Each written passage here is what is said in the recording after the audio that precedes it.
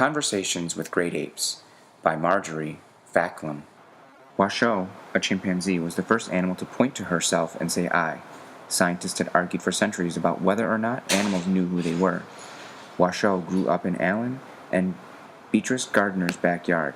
In 1966, the Gardners began to teach the young chimp American Sign Language, which is used by many deaf people. It is not English, but rather a combination of gestures and hand motions. Come and ball. A lot of scientists thought that wasn't so amazing, because she was just imitating her trainers. But all baby animals learn by imitation. Human babies certainly do. We hold up a ball and say to the baby, ball. Pretty soon the baby learns to call that round thing a ball. By the time she was 5 years old, Washoe knew 150 signs. She could tell the Gardners, you, me, go out, for example. She knew the difference between you tickle me and I tickle you. She loved to be tickled. Once in a while, Washoe invented signs. Before she ate, Washoe had to put on a bib. The gesture the Gardners used for the word bib was the gesture for wiper. Washoe was supposed to touch her mouth with 5 fingers in a wiping motion, but Washoe forgot, so instead she drew the outline of a bib on her chest. Lucy is another chimpanzee who learned to talk to humans in American Sign Language. When she didn't know the names for what she saw, she used combinations of words she did know. She called swans waterbirds. Watermelon was candy drink. Coco is a gorilla who did the same thing. She called a mask an eye hat, and a ring a finger bracelet. A frozen banana was a fruit lollipop, and a lemon was a dirty orange. Dirty was Coco's word for anything she didn't like, and she didn't like lemons. Of all the great apes that have learned sign, Coco is the most famous. She was the first animal to tell us how she felt. She really surprised everyone when she made jokes, rhymed words, and insulted people.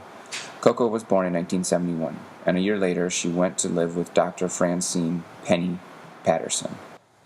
Some scientists weren't sure that Coco really knew what she was doing, but when one scientist asked Coco in sign language if she was a person or a gorilla, Coco signed back, fine, animal, gorilla.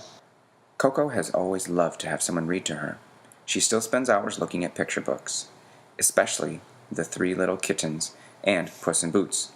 She makes the sign for cat by drawing 2 fingers across her cheek, like whiskers. Before Coco's birthday one year, someone showed her 3 real kittens. Coco looked them over carefully and finally chose one that had no tail. Love that, Coco signed, and she named the kitten All Ball. And drew a picture of a cat on Coco's birthday cake. She asked Coco, what did I draw? Coco signed, Ball. Coco loved Visit Ball. Coco acted like a child with a pet. She would never hurt the kitten. If All Ball nipped her, Coco would sign, Obnoxious.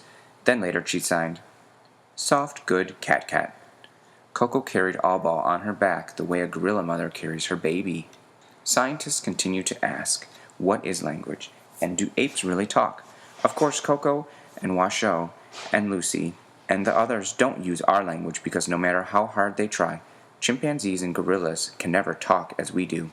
They don't have the same kind of vocal cords. But does that matter?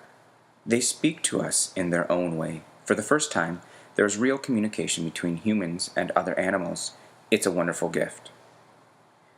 What more would they ask us if they could? What more would they tell us if they could?